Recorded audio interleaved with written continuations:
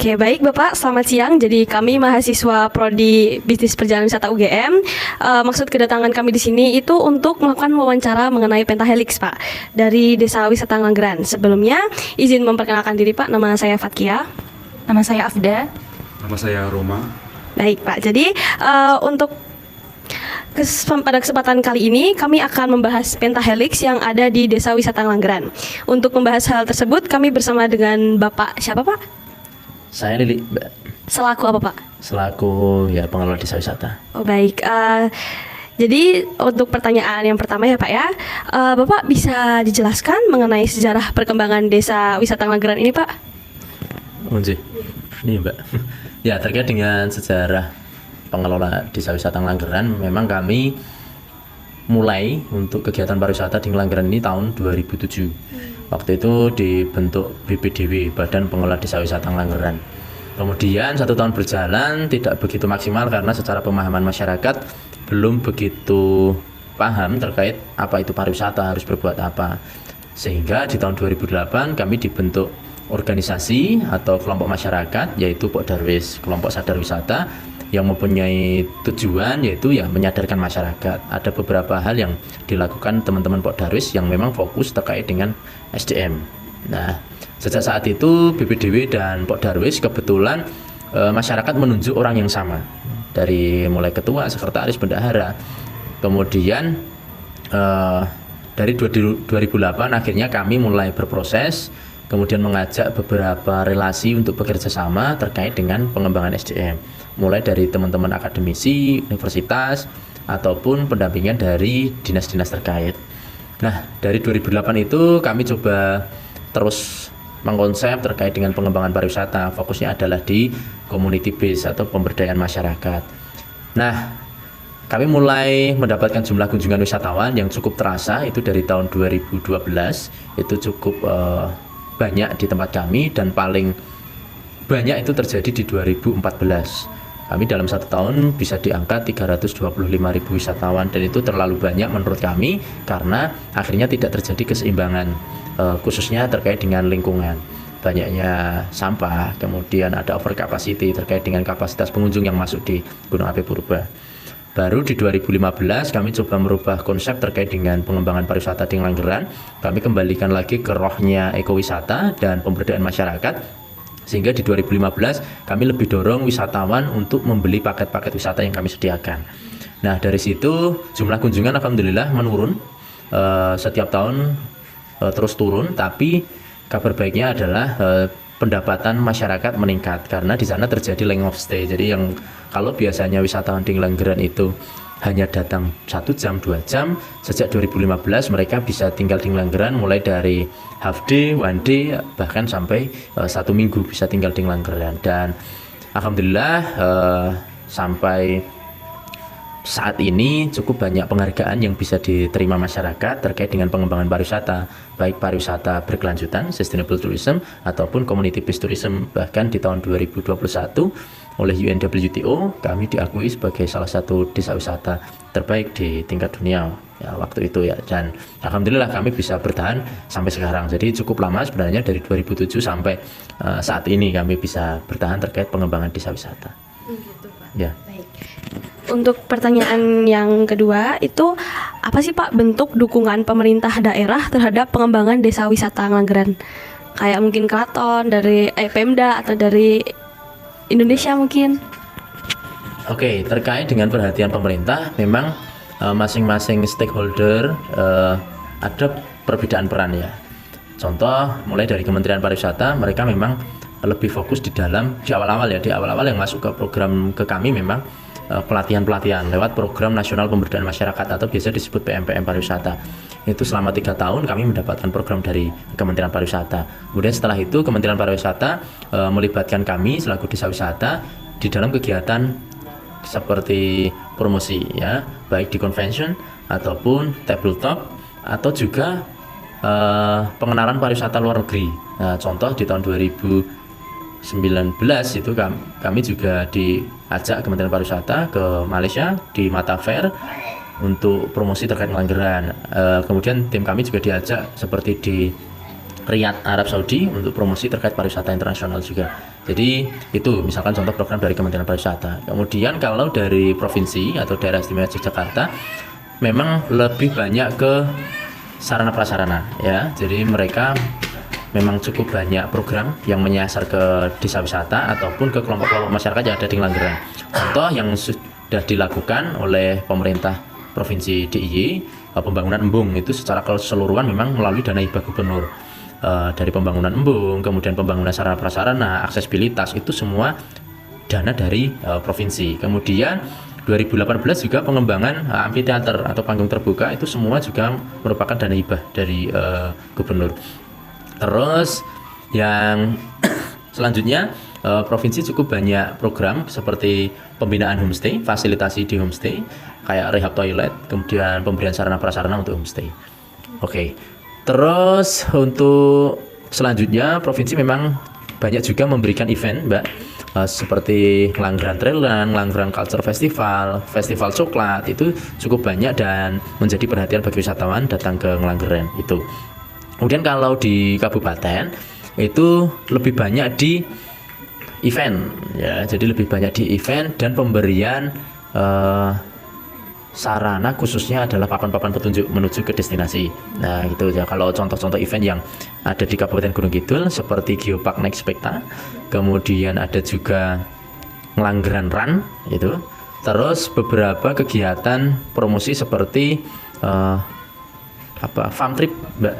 Farm trip. Oh, farm trip. Farm trip. Jadi mereka membawa wisatawan atau travel agent untuk datang ke desa-desa, itu bukan hanya Ngelanggeran, untuk melihat secara langsung paket-paket wisata yang disediakan. Jadi seperti itu. Itu jadi peran pemerintahnya ya, Pak ya? Iya. Lalu bagaimana pemerintah membantu menyediakan infrastruktur seperti jalan atau keamanan atau fasilitas umum? Itu seperti yang Bapak bicarakan tadi ya, yang jelaskan tadi termasuk embung tadi ya, Pak ya? Iya. Lalu, apakah ada program pemerintah yang spesifik untuk mendukung kapasitas SDM pengelola desa wisata, Pak? Iya, terkait dengan program pemerintah, terkait dengan SDM jelas, Mbak, pasti ada, baik misalkan pelatihan yang langsung ke kelompok masyarakat. Contoh tadi pelatihan untuk kapasitas homestay dari housekeeping, making bed itu, kemudian bahkan sampai ke sertifikasi, termasuk juga teman-teman pemandu wisata atau local guide yang ada di Ngelanggeran, mereka juga mendapatkan pelatihan, sertifikasi, bahkan sampai ke lisensi. Jadi itu sangat membantu terkait dengan kebutuhan dan bentuk pengakuan dari pekerjaan kami sebagai pengelola desa wisata. Itu, Pak. Tadi kan Bapak sudah menjelaskan tentang yang pemerintah sudah berkontribusi dalam membangun desa wisata. Nah, lalu bagaimana koordinasi antara pemerintah desa, pemerintah kabupaten hingga provinsi dalam pengelolaan desa wisata, Pak?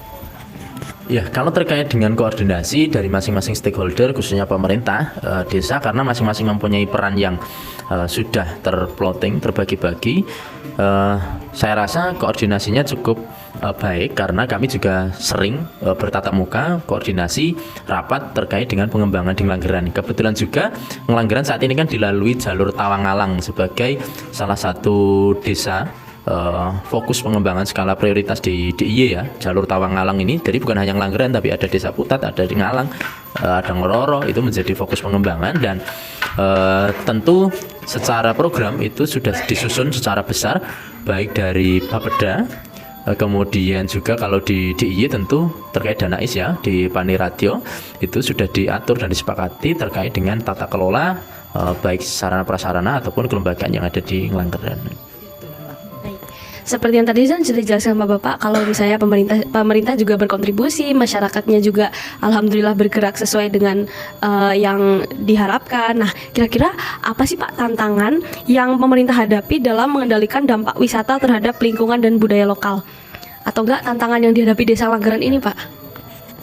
Ya, kalau tantangan yang dihadapi kami selaku masyarakat dan pengelola, tentu kalau saat ini yang pertama adalah gempuran program ya. Jadi tantangannya itu justru meskipun ada koordinasi yang cukup baik, tapi kadang gempuran program dari pemerintah yang sifatnya adalah top down, program dari atas turun ke bawah yang tidak sesuai dengan keinginan masyarakat, itu kadang juga menjadi sebuah tantangan yang berat bagi kami, khususnya bagaimana untuk bisa mengarahkan dan membuat konsep pengembangan pariwisata itu sesuai dengan keinginan masyarakat. Kemudian yang kedua adalah mulai banyak investor atau pengembang yang melirik dan pengen mengembangkan desa Ngelanggeran. Itu juga menjadi sebuah tantangan. Sementara konsep yang diusung kami selaku pengelola dan pemerintah desa adalah community based, jadi lebih ke pemberdayaan masyarakat, yang dimana seluruh kegiatan itu ya yang mengelola masyarakat. Nah, saat ini juga mulai banyak yang melirik karena mungkin secara value ya, secara nilai Ngelanggeran saat ini cukup baik sehingga bisa mengundang semua pihak untuk kayak, ya aku bagaimana bisa meninggalkan sebuah program atau proyek yang ada di sini kayak gitu. Terus secara internal tentu ada beberapa tantangan, salah satunya adalah pengembangan SDM yang bagaimana secara kualitas tamu yang kami layani itu semakin tinggi ya.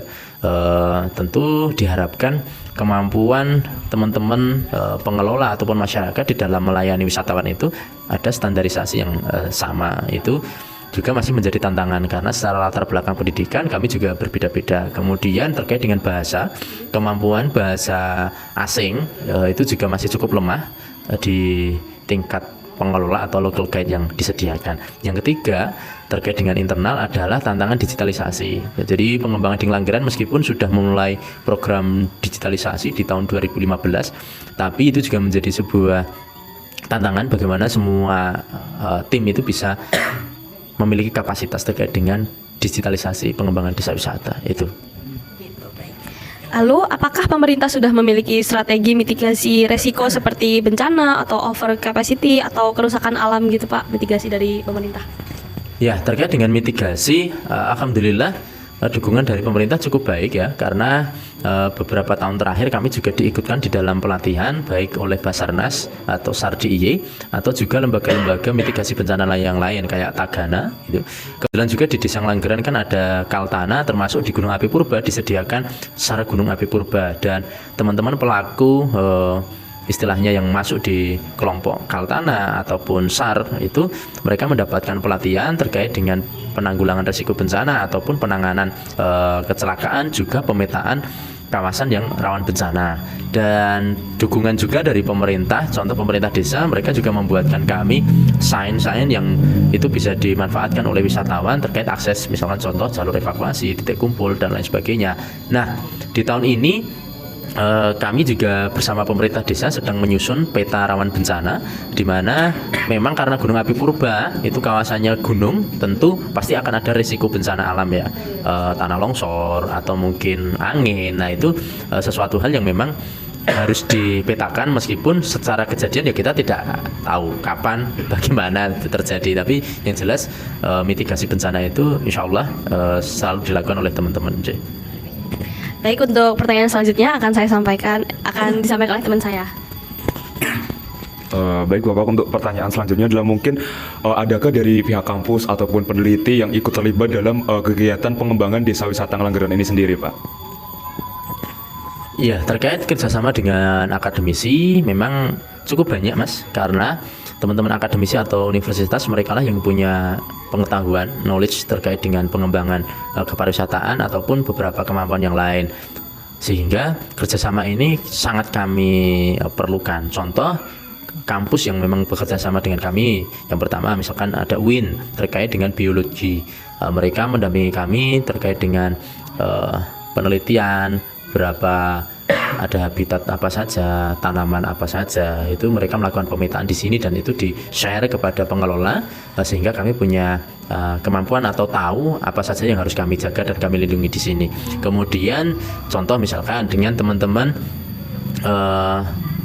ada Sanata Dharma misalkan di awal-awal dulu terkait dengan pelatihan bahasa Inggris, kemudian terkait dengan UNJ, sampai sekarang kami masih bekerja sama terkait dengan UNJ hubungan internasional. Jadi biasanya sering ada mahasiswa asing pertukaran pelajar, nah itu dibawa ke desa-desa terkait dengan pertukaran budaya, mereka mengajari kami bahasa Inggris, kami juga mengajari mereka terkait dengan budaya Ngelanggeran itu sendiri. Kemudian juga dengan teman-teman universitas yang lain ya, seperti misalkan ya UGM terkait dengan kepariwisataan. Contoh kayak dulu di awal-awal ya kayak Puspar UGM kayak gitu juga. Terus UPN yang geologi. Nah, sampai sekarang kami juga cukup berhubungan baik dengan teman-teman dosen atau prof yang ada di UPN terkait dengan kegeologian. Jadi kami belajar cukup banyak terkait dengan jenis-jenis batuan, bagaimana proses ngelanggaran itu terjadi. Itu kalau kami tidak dapat ilmu dari teman-teman akademisi, kami juga sangat terbatas secara kapasitas kemampuan kami itu. Lalu untuk program seperti KKN ataupun magang itu di Desa Ngelanggeran ini ada nggak sih Pak? Ya, kalau magang KKN jelas ada, Mas. Kebetulan khususnya kalau untuk magang kami memang ada pola kerjasama yang sudah kami sepakati dengan beberapa kampus. Contoh dari luar Jawa itu dengan Polnes, Politeknik Negeri Samarinda, itu kesepakatan mengirim mahasiswa magang di sini setiap tahunnya. Kemudian kalau di Jawa Timur ada UNMER, Universitas Merdeka Malang, ada juga Universitas Jember yang sudah ada kesepakatan. Bahkan ini sudah tahun keempat untuk selalu mengirim mahasiswanya ke sini untuk magang. Kemudian kalau di Jakarta itu dengan UP, Universitas Pancasila, dan yang terbaru di Sumatera, Universitas Padang Panjang, ya, itu yang ada di Sumatera Barat. Itu untuk program magang. Kalau terkait KKN, kami sebenarnya juga sangat menerima program KKN, tapi kan kebanyakan kalau KKN masuknya ke pemerintah desa ya. Tapi ketika ada program kepariwisataan terkait dengan mahasiswa KKN, kami memang selalu mengarahkan program itu sesuai sasaran dan kebutuhan masyarakat, Bu. Kadang-kadang kan kalau program KKN itu mereka sudah bawa program dan kadang program selesai itu tidak bisa diterapkan oleh masyarakat. Nah, itu yang sebenarnya tidak kami inginkan. Sebisa mungkin program yang masuk di Ngelanggeran itu sesuai dengan keinginan dan kebutuhan masyarakat sehingga ilmu yang diberikan itu bisa diterapkan dan benar-benar bermanfaat kayak gitu. Tadi kan dari pihak kampus maupun akademisi lain kan udah banyak yang ikut kontribusi di Ngelanggeran ini ya Pak. Terus kalau bentuk dari misal kayak pelatihan-pelatihan gitu apa aja Pak yang udah dilakuin Pak? Dari kampus ya. Kalau dari kampus ya cukup banyak sebenarnya. Mulai dari pelatihan bahasa, ada yang melatih kami bahasa Inggris, ada yang melatih kami bahasa Prancis, ada yang ngasih kami pelatihan bahasa Jepang, ada yang ngasih kami pelatihan bahasa Mandarin.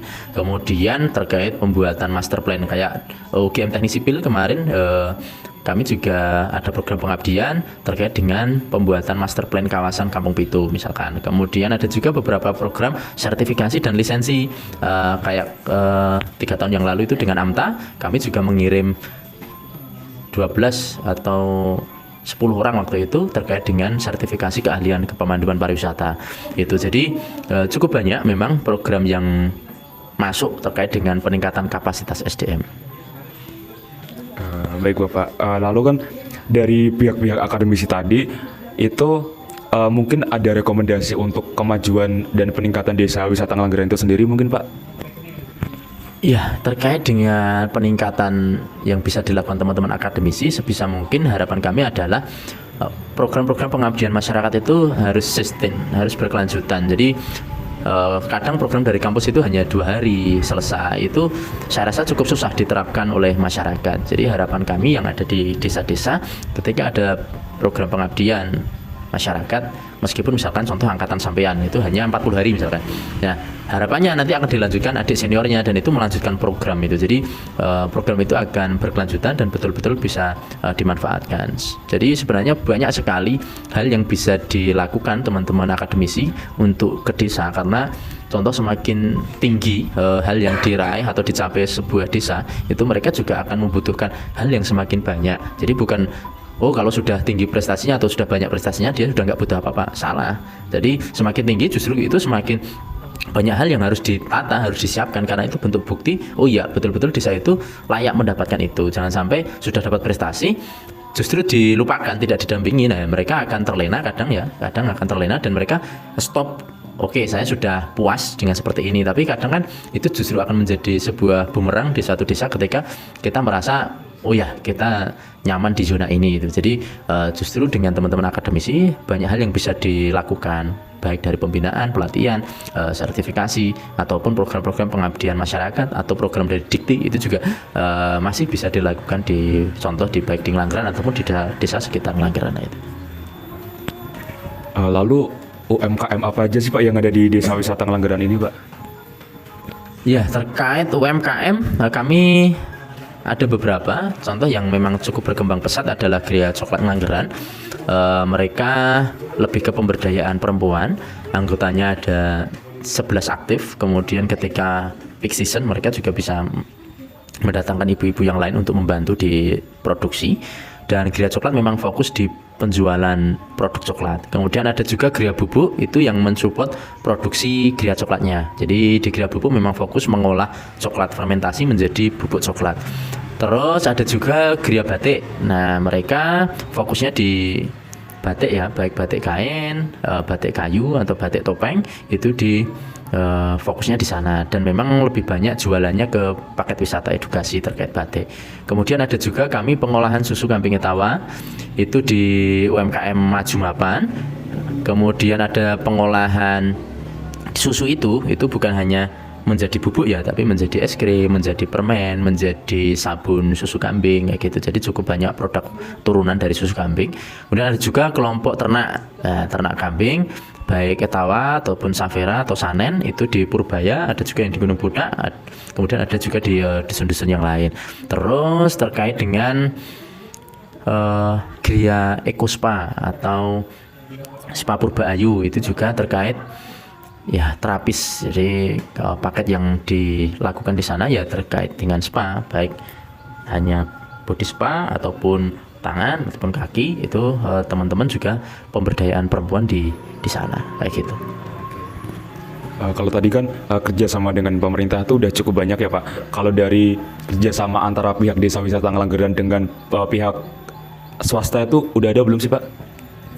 Ya, pola kerjasama yang kami lakukan sebenarnya memang bukan hanya dengan pemerintah ataupun akademisi. Kami juga bekerja sama kayak dengan BUMN. Misalkan ada beberapa BUMN yang bekerja sama dengan kami. Misalkan ada Pertamina, kemudian juga ada BNI, beberapa bank yang lain, Mandiri kayak gitu. Terus ada juga Bank Indonesia yang terlibat di dalam pengembangan desa. Dan memang teman-teman BUMN itu juga sifatnya hibah, jadi CSR. Itu. Kemudian kalau teman-teman swasta lebih banyak ke pemasaran ya, membantu kami di pemasaran kayak di homestay itu biasanya teman-teman swasta, kan ada Traveloka, Pegi-Pegi, kemudian beberapa pihak yang lain itu juga terkait dengan promosi pemasaran di homestay. Kemudian juga ada juga NGO ya, di Ngelanggeran itu bekerjasama dengan NGO, salah satunya ada Indekon, Jaringan Ekowisata Nasional. Itu kami lebih ke penataan kelembagaan. Jadi kami bekerja sama ataupun berrelasi dengan Indekon dari tahun 2011. Jadi cukup lama kami bekerja sama dengan mereka. Itu Mas. Kalau selama Desa Wisata Ngelanggeran berdiri dan berjalan tuh, dukungan yang biasa diberikan sama pelaku bisnis, misalnya sponsorship atau promosi ataupun penyediaan fasilitas tuh apa aja Pak?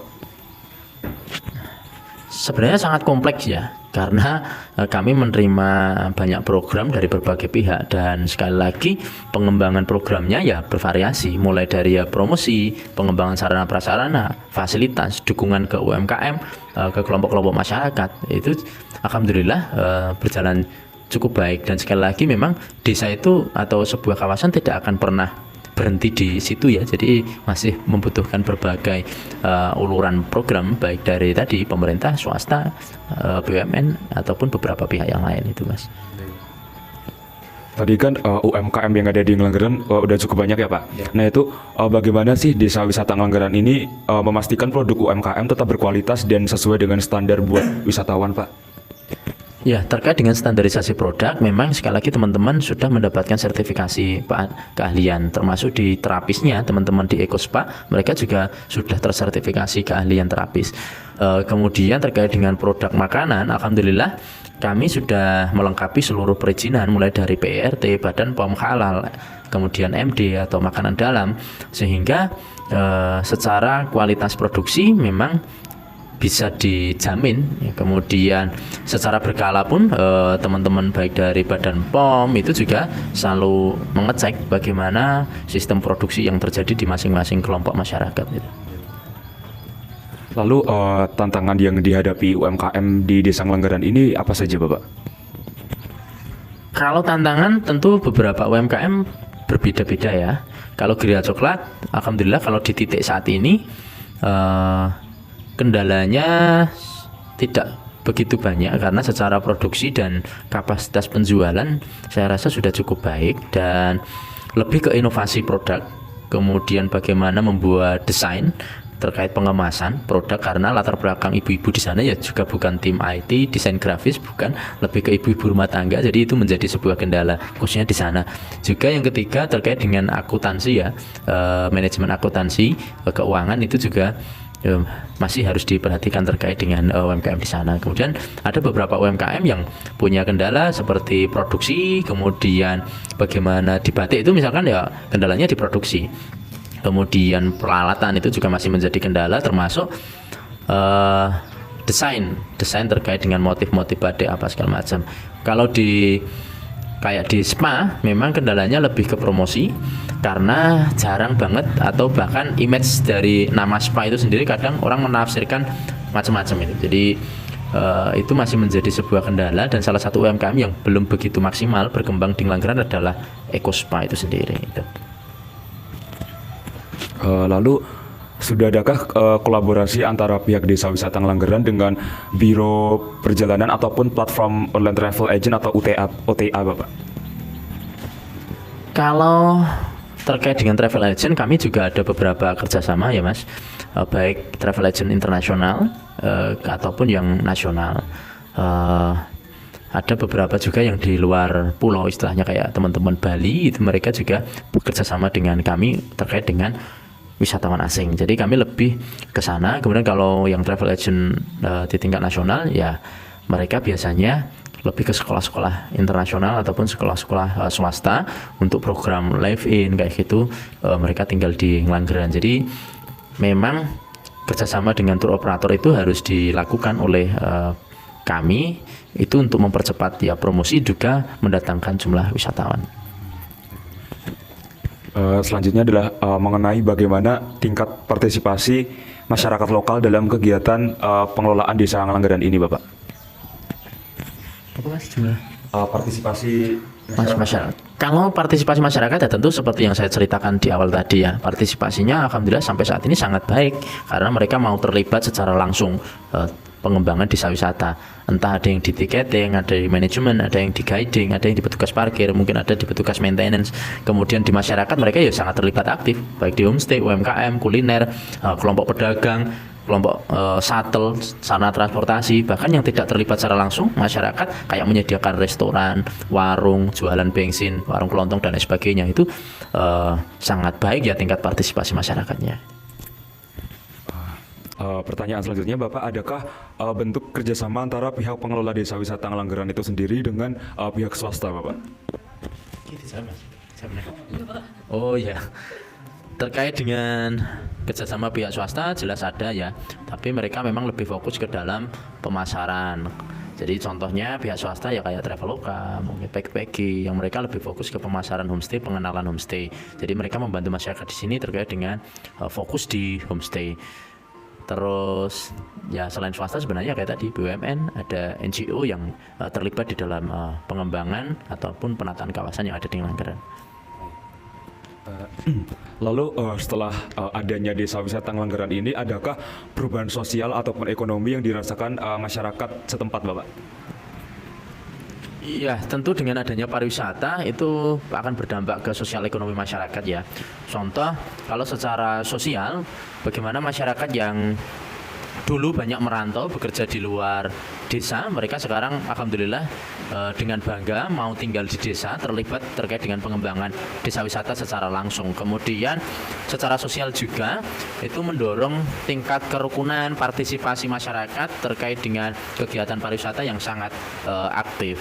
Kemudian terkait dampak ekonomi ya tentu berdampak ya, baik secara langsung ataupun tidak langsung di masyarakat. Contoh yang terlibat secara langsung atau dampak langsung ya mereka yang akan terlibat aktif, entah yang tadi jadi petugas parkir, guiding, di manajemen ataupun di tiketing. Mereka yang terlibat kayak di pengembangan homestay, kuliner, sarana transportasi, di UMKM, mereka tentu akan mendapatkan nilai ekonomi yang secara langsung. Nah, yang secara tidak langsung tentu adalah pembagian atau distribusi nilai ekonomi yang kami dapatkan selaku pengelola dari tiket masuk ataupun paket wisata itu memang kami salurkan atau kami berikan lagi kepada masyarakat melalui kas-kas ataupun melalui pembagian persentase kepada pemerintah ataupun kelompok-kelompok masyarakat yang ada.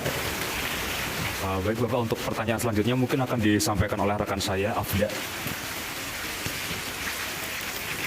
Baik, Bapak, pertanyaan selanjutnya yaitu bagaimana peran media digital seperti Instagram, TikTok, atau website dalam mempromosikan Desa Wisata Ngelanggeran ini?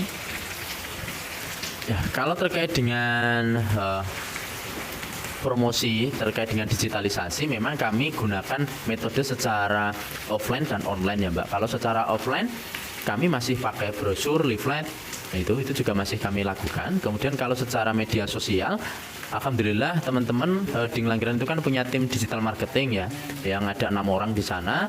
Mereka fokus di medsos kayak Instagram, masih Facebook juga, kemudian ada yang di TikTok, kemudian juga ada yang di YouTube gitu. Jadi teman-teman di dalam pengembangan ataupun promosi desa wisata melalui platform-platform yang memang disiapkan dan dibuat oleh teman-teman itu sendiri. Selanjutnya, media seperti apa yang paling berpengaruh dalam membentuk citra Desa Wisata Ngelanggeran? Mungkin yang menjadi promosi utama itu yang paling unggul di media apa Pak? Atau TikTok atau Instagram? Kalau di tahun ini saya rasa TikTok ya. Di tahun ini booming TikTok itu sangat tinggi dan itu sangat berpengaruh mengundang wisatawan khususnya trekking ya. Karena di tahun ini juga baru hits terkait dengan wellness tourism, orang senang tiba-tiba senang trekking, tiba-tiba senang naik gunung, itu juga cukup berpengaruh. Dan TikTok bisa live itu juga memberikan dampak yang cukup positif terkait dengan jumlah kunjungan wisata khusus di tahun ini. Kalau yang secara umum saya rasa masih ke Instagram ya, masih ke Instagram itu menjadi sebuah media pemasaran yang sangat baik khususnya untuk pariwisata nasional ya. Tapi kalau untuk internasional mereka lebih ke website. Jadi kalau pariwisata internasional, wisatawan asing itu mereka tidak begitu banyak mengakses ke medsos. Jadi kami masih menyediakan website untuk ya desa wisata Ngelanggeran ini.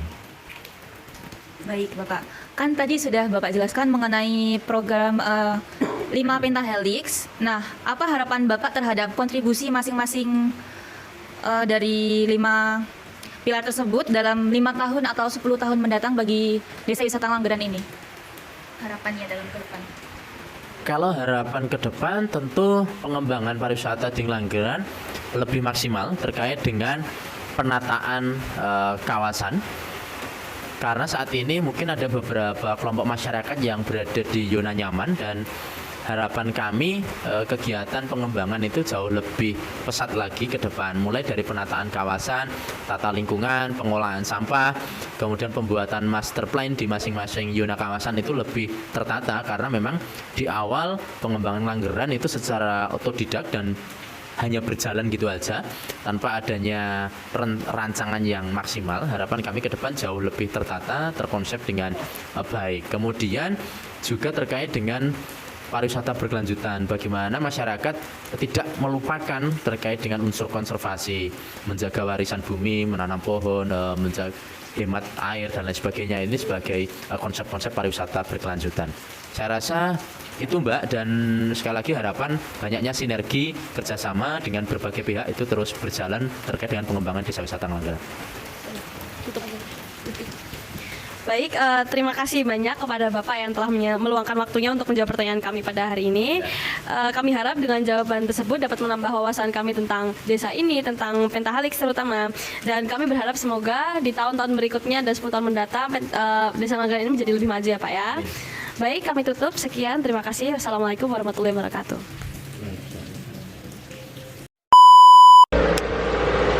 Let's go, gue jadi vlogger guys.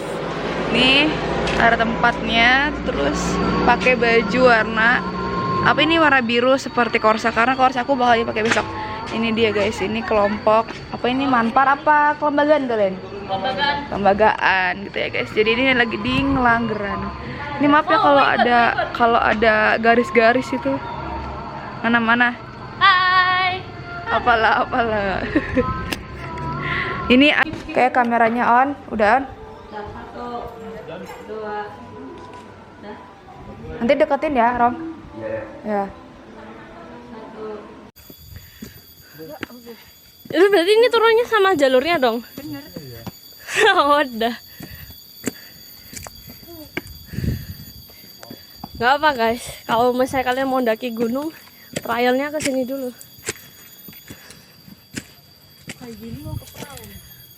Siapa yang mau ke perahu? Siapa yang mau ke perahu? Mana monyetnya? Way to the top.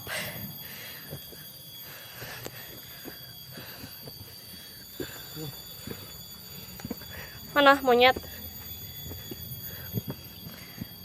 Mana? Oh itu. Oh, kita naik lagi guys. Kenapa ini membakar kalori? Hah? Kok awas? Oh itu. Wah, ini monyet mulu. Dia tuh wow, kita lihat Oh, ini. Next nih. Ini turunnya sama. Nggak bahaya ta? How to go to there? Awas licin.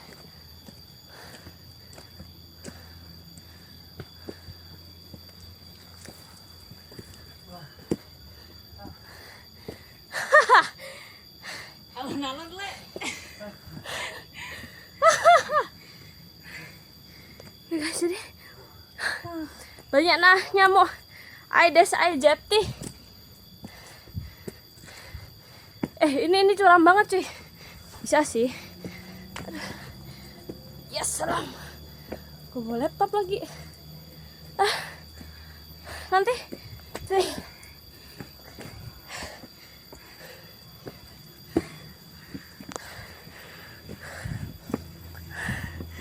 Wah, mana monyetnya? Ini cari cuma monyet.